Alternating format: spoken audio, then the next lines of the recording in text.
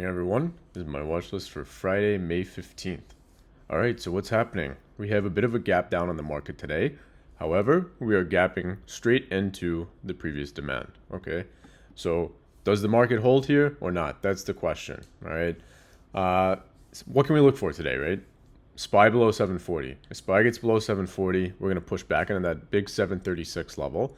And then if we get under 736, we can actually go retest those lows from Tuesday at 732. All right, very simple on SPY. That's the only thing I'm watching at this point with the gap down.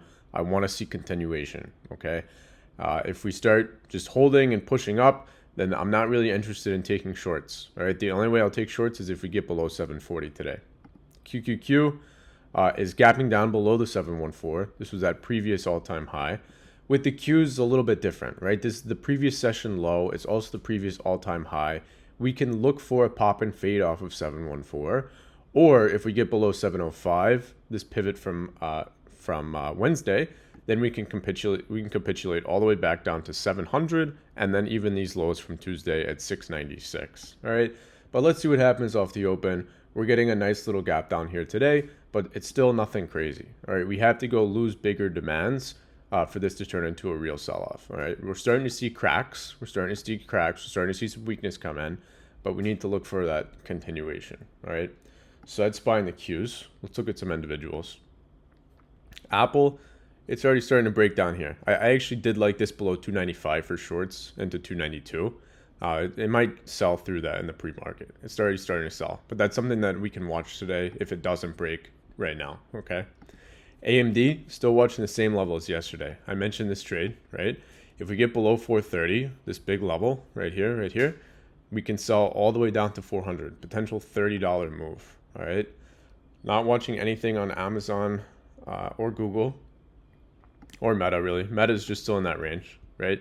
Remember I said yesterday, we probably won't break the range. Markets at all-time highs, we probably won't break the range. Well, we didn't, right? We popped into the 624 and failed it, all right? Not watching anything on Microsoft or Netflix. NVIDIA, I am, right?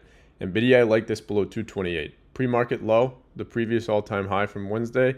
If we get below 228, this turns into a sell, right? A lot of people are probably going to get trapped in this move up. So if we get below 228, this sells into 222.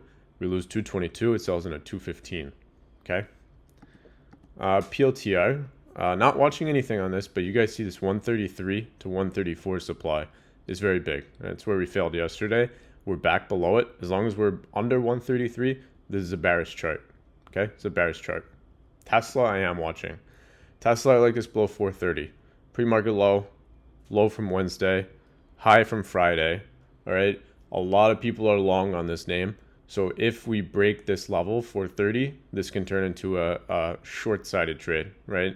A lot of these longs will have to stop out, and we can sell all the way back down into Tuesday's lows at 422. If we break that, we can sell into 416. If we break that, we can sell into 408. Okay, so a lot of potential downside on some of these names today, but it's all about, does the market actually sell off or not?